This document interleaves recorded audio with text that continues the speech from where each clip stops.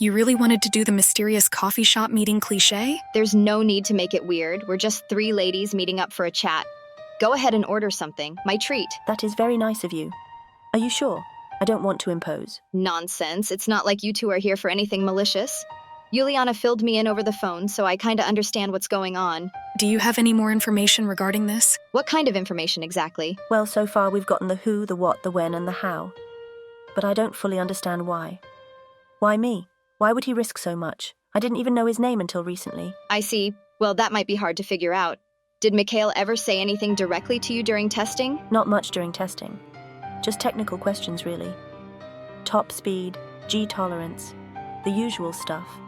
It was only after I was placed in storage that he would show up from time to time and we'd have chats about other things. Mostly the weather or what Canada had been like. I asked him for his name at the time, but he told me I was better off not knowing him. I asked him when I could go home, and he told me he wasn't sure, but that he was trying his best. Never happened, obviously. I do wonder why he'd hide his identity from you, but perhaps it was to protect me. Protect? Well, it's clear from the Cold Throne files that I was designed based off of the Arrow family's specifications. We're not identical, but the similarities are obvious to the point I'd think of you as a half-sister, Arya. Half-sister. Indeed. That would make you my aunt. It's weird to think about, but I'm not against having family again. I can't say I'm unhappy either, but Mikhail was probably trying to make sure no one knew he'd used your specs to design my sisters and me. Your removal from Canada was obviously a criminal act and would have made foreign policy with NATO that much more difficult.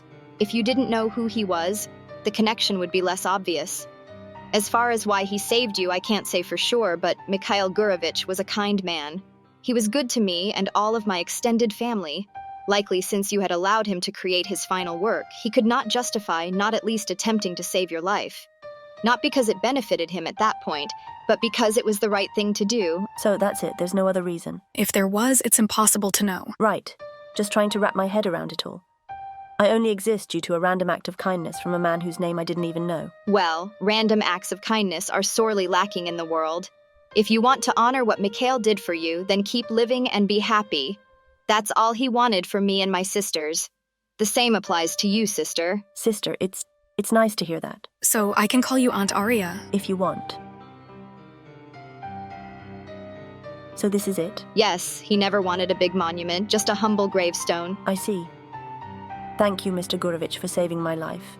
I can never repay you, but I know you're in a better place now.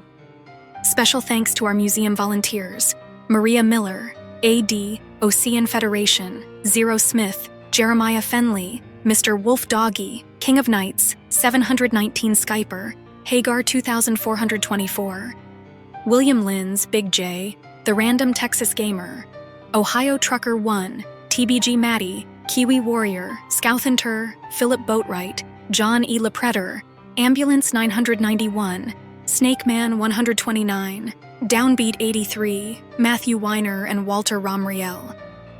Remember, you can support the show in this way by becoming a member on the YouTube channel.